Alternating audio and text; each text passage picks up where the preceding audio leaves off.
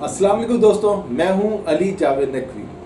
एटमी programme, Afghan policy और चीन से ताल्लुकात के हवाले से पाकिस्तान ने अमेरिका के आगे झुकने और अपनी पॉलिसी बदलने से इनकार किया तो अमेरिकी इस्टेब्लिशमेंट ने पाकिस्तान के ख़िलाफ़ नाकाम रियासत का प्रोपेगेंडा शुरू कर दिया। अमेरिकी दानिशवरों से ऐसे पेपर्स और किताबें लिखवाई गईं जिनमें पाकिस्तान को एक नाकाम रियासत साबित करने की कोशिश की गई।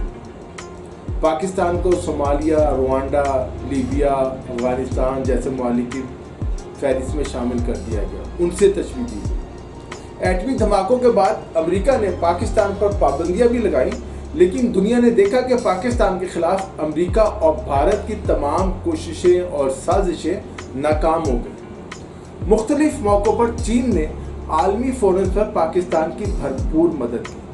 जब अक़वाम मुत्तहिदा में नाकामी हुई तो पाकिस्तान पर FATF की तलवार लटका दी गई। पाकिस्तान को ग्रे लिस्ट में शामिल कर दिया गया और मुतालबात की एक लंबी फहरिस्त थमा दी गई। इसके साथ ये धमकी भी दी गई कि अगर पाकिस्तान ने ये मुतालबात पूरे ना किए तो पाकिस्तान को ब्लैक लिस्ट में शामिल कर दिया जाएगा। ब्लैक लिस्ट में शामिल करने का मतलब पाकिस्तान पर मुख्तलिफ किस्म की पाबंदियां लगाना था। FATF में चीन और तुर्की ने पाकिस्तान की मदद की और ब्लैक लिस्ट होने का खतरा टल गया। FATF के इजलासों में सऊदी अरब का झुकाव भारत की तरफ रहा। उम्मीद है कि पाकिस्तान के इक़दाम के बाद पाकिस्तान को ग्रे लिस्ट से भी निकाल दिया जाएगा। अमेरिका को अफगानिस्तान में पाकिस्तान के ताउन और मदद की ज़रूरत है इस वक्त। अगर हम अमेरिका का कोई काम करेंगे तो उसके बदले में अमेरिका को भी हमारी मदद करना होगी।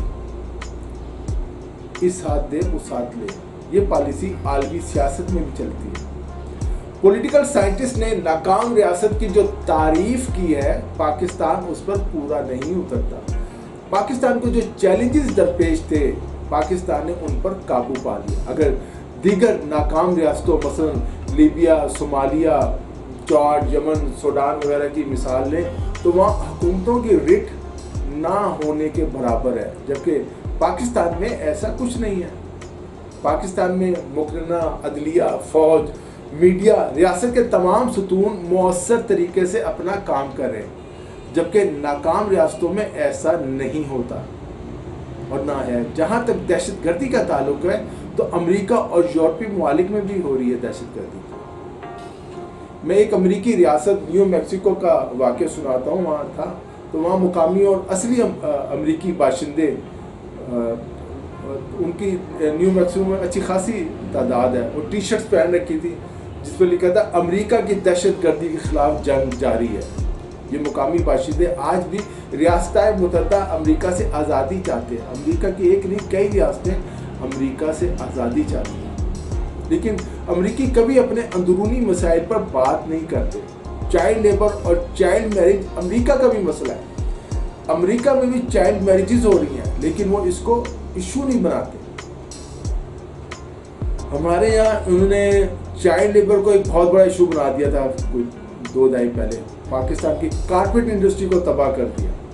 इसी तरह दोस्तों, कंट्रोल डेमोक्रेसी का इल्ज़ाम भी दुरुस्त नहीं।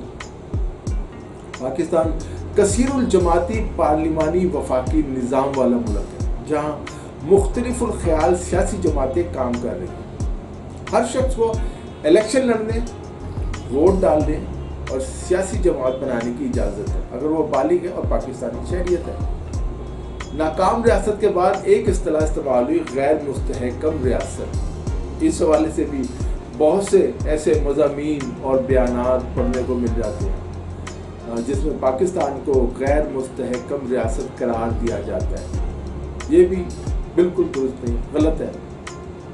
पाकिस्तान ना तो नाकाम रियासत है और ना गैर मुस्तहकम रियासत है। पाकिस्तान एक मुस्तहकम और एटमी कुव्वत है।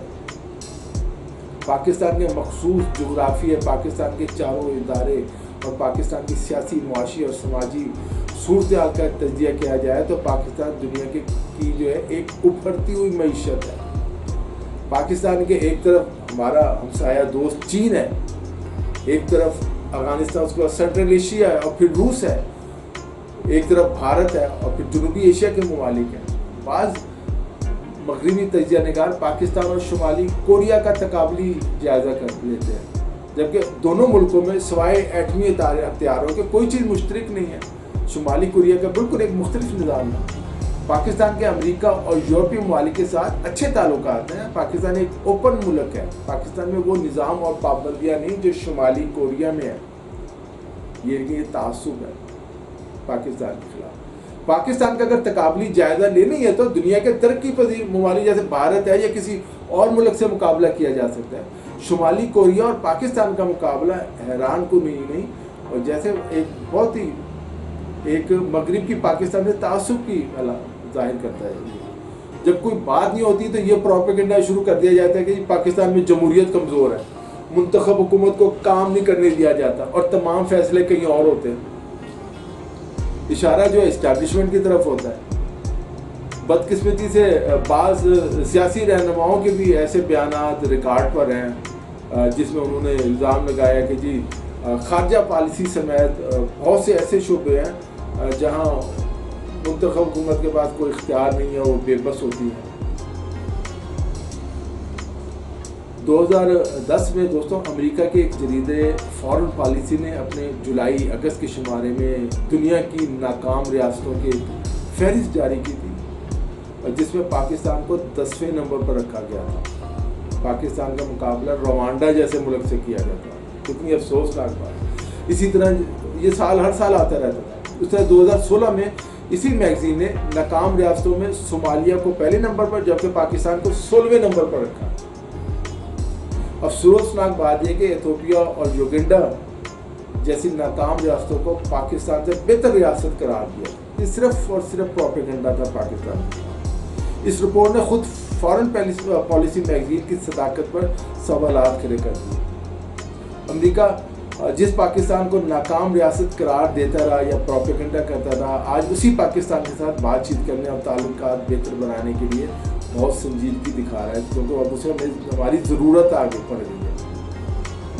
पाकिस्तान को एक नाकाम और गैर मुस्तहकम रियासत साबित करने के लिए एक दलील ये दी जाती थी कि पाकिस्तान में ऐसे दहशतगर्द ग्रुप मौजूद हैं जो रियासत के कंट्रोल में नहीं है।